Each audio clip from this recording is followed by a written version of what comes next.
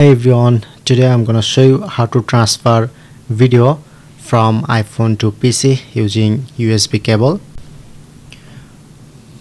So at first take this cable type C.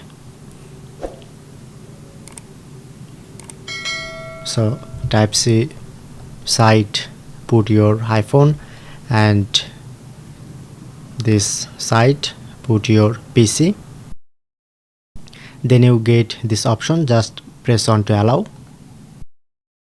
So when connect my iPhone to PC, then go to search option, search set to photo apps, photo, just open this. Look at the right corner, tap on to import Apple iPhone and it's loading, and overall input all photo and video. Look here and find here to your video. So like input this video, select, look at the right corner, tap on add 3 item and select folder, like create new folder,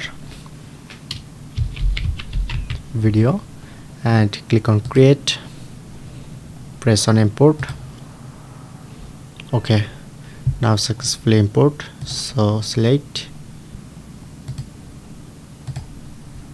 so look here, now successfully import this video.